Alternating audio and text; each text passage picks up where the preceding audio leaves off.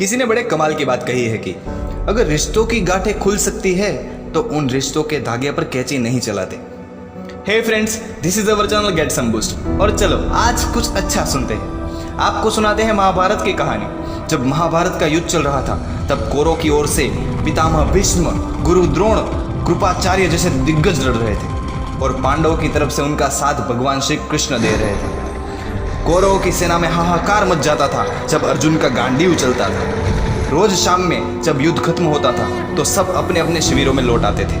पितामह भीष्म भी अपने शिविर में पहुंचते थे और जब पहुंचते थे तब युवराज दुर्योधन उन पर आरोप लगाने के लिए तैयार रहते थे। जैसे ही पितामह भीष्म वहां पहुंचते थे, युवराज दुर्योधन कहता, पितामह, आप मुझे लगता है पूरी ताकत के साथ लड़ते ही नहीं है। ऐसा लगता है कि आप हमारी तरफ से नहीं पांडवों की तरफ से लड़ रहे हैं।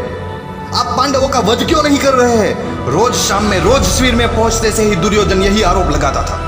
एक दिन पितामह भीष्म वहां पहुंचे। दुर्योधन वहां बैठा हुआ था। उसने फिर से आरोप लगा दिया और पितामह भीष्म उस दिन तंग आ गए। उन्होंने अचानक से प्रतिज्ञा ले ली। उन्होंने कहा, मैं गंगा पुत्र भीष्म ये प्रतिज्ञा लेता हूं कि कल रणभूमि में उतरूंगा और पांडवों का वध कर दूंगा। और जैसे ही पितामह भीष्म ने प्रतिज्ञा ली, दुर्योधन खुश हो गया और अपने मित्रों और भाइयों से कहने लगा कि कल तो युद्ध खत्म हो गया, समझो कल पितामह भीष्म पांडवों का वध कर देंगे, कोई नहीं बचेगा। यही बात पांडवों के शिविर में पहुंची। पांडवों की पत्नी थी द्रौपदी। उसे मालूम चला। वो भगवान श्री कृष्ण के पास गई और जाके उनसे कहा, भगवान हमें बचाइए, मेरे पतियों पर संकट आ गया है। पितामह भीष्म ने प्रतिज्ञा ले ली है कि वो पांडवों का वध करेंगे। इस समस्या का निदान कीजिए, आपकी वजह से तो ये युद्ध हो रहा है। भगवान श्री कृष्ण मुस्कुराए और फिर बोले, ये युद्ध मेरी वजह से नहीं हो रहा है। ये युद्ध हो रहा है हर किसी के अपने अपने कर्म की वजह से। और रही बात समस्या के समाधान की, यह समाधान जरूर होगा। भगवान ने द्रौपदी को एक उपाय बताया और बोले, चलो भीष्म पितामह के शिविर में चलते हैं। वहां पहुंचे। श्री कृष्ण बाहर खड़े रहे। द्रौपदी को अंदर भेजा। जब द्रौपदी वहां पहुंची तो भीष्म पितामह ध्यान में थे। वहां जाके द्रौपदी ने प्रणाम किया और बोली, प्रणाम पितामह। जैसे ही द्रौपदी ने कहा, पितामह भीष्म ने कहा, अखंड सौभाग्यवती भव। अचानक उनके मुंह से निकल गया। उन्होंने अपनी आंखें खोली तो देखा कि द्रौपदी उनके सामने खड़ी थी। वो संकट में पड़ गए। उन्होंने कहा, द्रौपदी, ये तुमने मुझसे क्या करवा दिया? अब से थोड़ी देर पहले मैंने यह प्रतिज्ञा ली है कि मैं तुम्हारे पतियों का, पांडवों का वध करूंगा और अब मैंने ही तुम्हें आशीर्वाद दे दिया है कि अखंड सौभाग्यवती भव।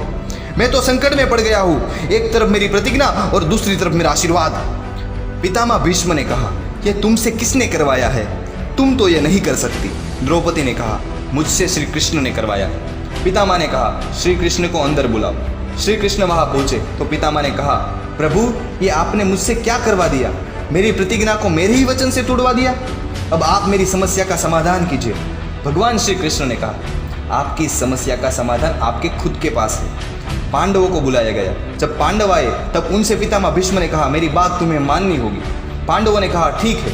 पितामह ने कहा, अर्जुन, कल तुम मेरा वध करोगे। अर्जुन ने कहा कि मैं आपका वध कैसे कर सकता हूँ पितामह? पितामह ने कहा, तुम्हारे प्राण मैंने त्याग दिए, लेकिन कल तुम्हें मेरे प्राण लेने होंगे और ये काम तुम्हें करना होगा। अर्जुन ने कहा, जैसी आपकी आज्ञा, लेकिन मैं आपका वध कैसे कर सकता हूँ? मैं तो आपसे कमजोर हूँ।